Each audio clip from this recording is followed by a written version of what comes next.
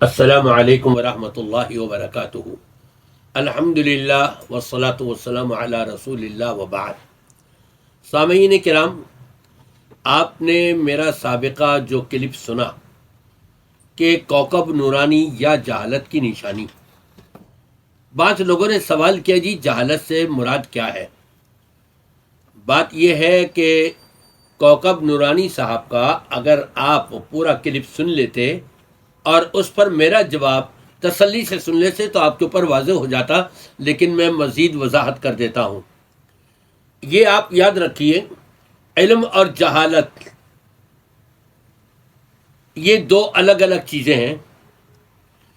عمل سے پہلے علم کا ہونا لازمی اور ضروری ہے۔ اگر عمل سے پہلے علم ہوگا تو جہالت دور ہوگی۔ رب تبارک و تعالی نے حضرت آدم علیہ السلام کو پیدا فرمایا اور ارشاد فرمایا وَعَلَّمَ آدَمَ الْأَسْمَاءَ كُلَّهَا۔ علم کی بات ہوئی، سب سے پہلی تعلیم آدم کو دی گئی تو علم، اور پھر ہمارے نبی صلی اللہ علیہ وسلم آپ کے بارے میں رب تبارک و تعالی نے قرآن پاک میں ارشاد فرمایا وَعَلَّمَكَ مَا لَمْ تَكُنْ تَعْلَمْ۔ اے پیارے نبی صلی اللہ علیہ وسلم، آپ کو ہم نے وہ کچھ علم دیا ہے جو پہلے آپ کو علم نہیں تھا۔ اور پھر امت کی مناسبت سے رب تبارک و تعالی نے قرآن پاک میں یہ ارشاد فرمایا وَيُعَلِّمُكُمْ مَا لَمْ تَكُونُوا تَعْلَمُونَ۔ پوری امت کو بتایا کہ تمہارے نبی تمہیں وہ کچھ سکھا رہے ہیں، وہ کچھ علم دیا انہوں نے جو تمہیں نہیں معلوم تھا پہلے۔ جہاں جائیں آپ علم کی بات ہمیں نظر آئے گی۔ وَعَلَّمَ الْإِنسَانَ مَا لَمْ يَعْلَمْ۔ اللہ نے، نبی نے انسانوں کو وہ کچھ سکھایا ہے جو وہ نہیں جانتے تھے۔ علم سے وابستگی ہو تو جہالت سے دوری ہوا کرتی ہے، اور اگر علم سے وابستگی نہ ہو تو جہالت میں انسان ڈوبا ہوا نظر آتا ہے۔ آپ دیکھیں، جبرائیل علیہ السلام آئے، نبی سے کچھ سوالات کیے، صحابہ بیٹھے ہوئے، سارا کا سارا مجمع لگا ہوا ہے، آپ جواب دیتے چلے جا رہے ہیں، اور پھر اٹھ کر کے جبرائیل چلے گئے۔ واقعہ بڑا لمبا ہے۔ اینڈ میں نبی پاک صلی اللہ علیہ وسلم نے فرمایا ھذا جبرائیل اراد ان تعلموا اذ لم تسألوا۔ یہ جبرائیل تھے جو تمہیں سکھانے کے لیے آئے ہیں۔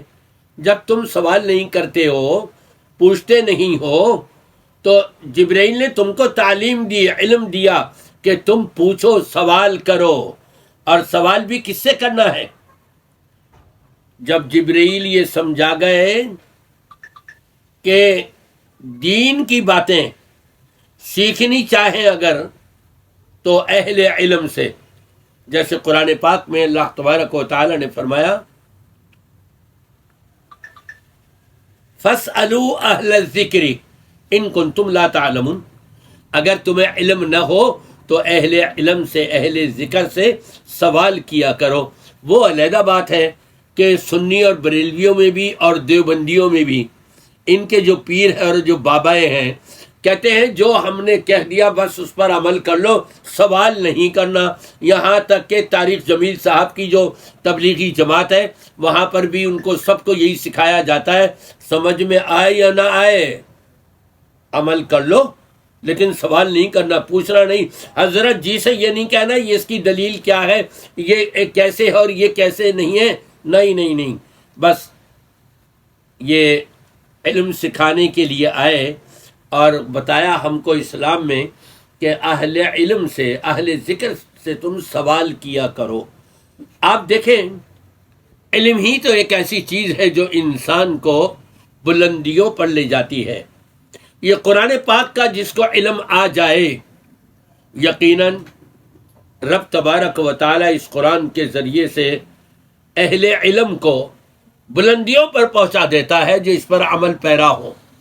اور جو قرآن کا علم نہ ہو، ٹوٹا پھوٹا علم اور ادھر ودھر کی ساری باتیں ہو، جہالت ہو، جہالت کی کہانیاں ہو، باباؤں کی کہانیاں ہو، جیسے ہمارے مفتی تقی عثمانی صاحب نے ذکر کر دی جہالت والی کہانی، جس کا نہ سر ہے نہ پیر ہے، نہ کوئی سند ہے نہ کوئی اصل ہے، اور یہ جہالت والی باتیں جب سامنے آئیں گی تو یہ گویا کہ علم سے ٹکرانے والی چیز ہے۔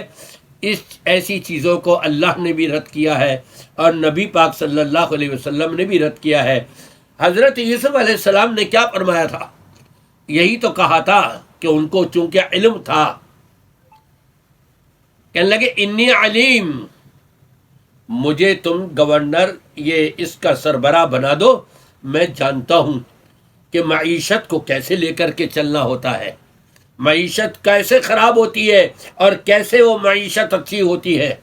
اور جب ان کو سربراہی دی گئی تو پھر پورا مصر جو ہے وہ جگمگا گیا۔ یہ علم کی بدولت سب کچھ حاصل ہو جاتا ہے، اور جہالت کی بدولت، جہالت کیا ہے؟ باباؤں کے قصے کہانیاں، اپنے اپنے استادوں اور بزرگوں کی قصے کہانیاں، کہ جس کا نہ قرآن میں ذکر ہے نہ نبی کی احادیث میں ذکر ہے، بلکہ صحابہ کے عمل سے ٹکرا رہا ہے، قرآن سے ٹکرا رہا ہے، قرآنی تعلیمات سے ٹکراتا ہوا نظر آ رہا ہے۔ یہ باباؤں کی قصے کہانیاں بیان کرنا، یہ سارے کی ساری جہالت ہے۔ اس لیے میں نے کہا تھا مولانا مفتی تقی عثمانی صاحب کو کہ اللہ کے واسطے آپ توبہ کریں، استغفار کریں، معافی مانگیں اللہ سے۔ اور مفتی طارق مسعود صاحب سے بھی کہا تھا کہ آپ بھی سمجھائیں اپنے بزرگ کو، اپنے استاد کو، کہ یہ وہ حرکتیں نہ کریں جو طارق جمیل صاحب دیوبندی آپ کے حرکتیں کر رہے ہیں، اور بے شمار دیوبندی علماء نے ان کو بہت کچھ ان کے خلاف کہہ دیا ہے۔ تو ایسا نہ ہو کہ ساری کی ساری دیوبندیت مفتی تقی عثمانی صاحب کے بھی خلاف ہو جائے اور مفتی طارق مسعود صاحب کے بھی خلاف ہو جائے۔ اس وقت کے آنے سے پہلے آپ سب کو اپنی اصلاح کر لینی چاہیے۔